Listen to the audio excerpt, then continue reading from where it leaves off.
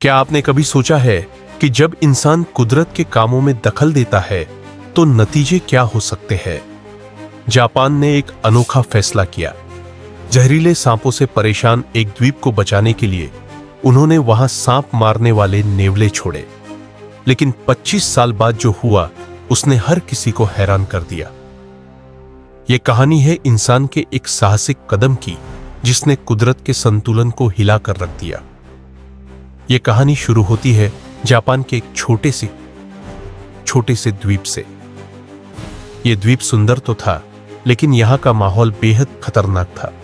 वजह थी हाबू सांप, एक जहरीला सांप जो इस द्वीप पर हर जगह फैला हुआ था। खेत, घर, जंगल, आप कहीं भी जाएं, ये सांप आपके सामने आ सकते थे। हाबू सांप का जहर इतना खतरनाक था कि अगर सही समय पर इलाज न हो तो मौत भी हो सकती थी। सांप के डर से लोग रातों को सो नहीं पाते थे। खेती करना, जो कि उनकी रोजी रोटी का जरिया था, जानलेवा बन चुका था। डर और निराशा से परेशान गांव वालों ने सरकार से मदद मांगी और फिर जापान सरकार ने एक ऐसा फैसला लिया जो उस समय बहुत अनोखा और साहसी लगा। सरकार ने सोचा सांपों को रोकने का सबसे अच्छा तरीका है उनका प्राकृतिक शिकारी नेवला। नेवला एक ऐसा जानवर है जो सांपों से लड़ने और उन्हें मारने में माहिर होता है। तो योजना बनाई गई। सैकड़ों नेवले लाए गए और उन्हें द्वीप पर छोड़ दिया गया। उम्मीद थी कि ये नेवले हाबू सांपों की संख्या को कम कर देंगे और द्वीप पर फिर से शांति लौट आएगी। शुरुआत में सब कुछ सही लग रहा था। नेवले सांपों का शिकार कर रहे थे और सांपों की संख्या धीरे धीरे कम होने लगी। गांव वालों ने राहत की सांस ली। उन्हें लगा कि उनकी जिंदगी फिर से पटरी पर आ रही है। गांव वालों के लिए यह एक बड़ी जीत थी, लेकिन यह खुशी ज्यादा समय तक टिक नहीं सकी। यहां एक बड़ी समस्या थी जिसे सरकार ने अनदेखा कर दिया था। नेवला एक दिन में सक्रिय रहने वाला जानवर है, जबकि हाबू सांप रात में बाहर आते हैं। इसका मतलब था कि दोनों का सामना कम ही होता था। नेवले सांपों के बजाय छोटे पक्षियों, चूहों और अन्य जानवरों का शिकार करने लगे।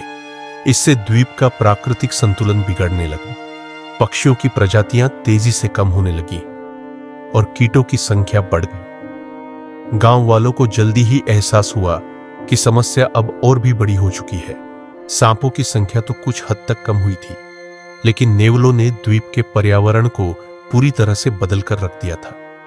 पक्षियों की कमी से खेती पर भी असर पड़ने लगा, क्योंकि कीट नियंत्रण में मदद करने वाले पक्षी अब वहां नहीं थे। नेवलों की वजह से द्वीप का पूरा पारिस्थितिक तंत्र उलट-पलट हो गया था।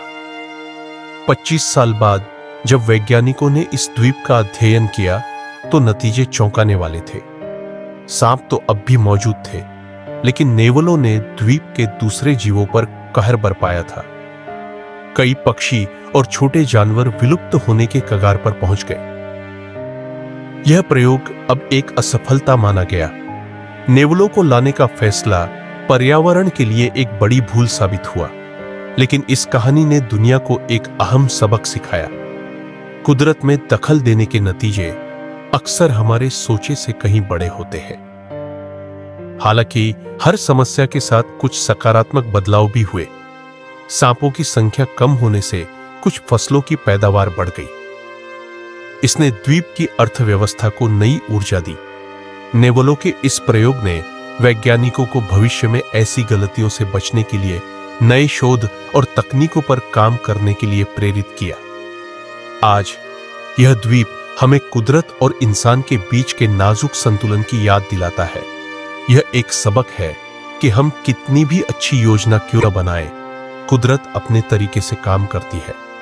जापान ने नेवलों को लाकर जो प्रयोग किया वह भले ही सफल न हुआ हो, लेकिन उसने हमें यह सिखाया कि हर समस्या का समाधान आसान नहीं होता और कुदरत हमेशा आखिरी फैसला करती है।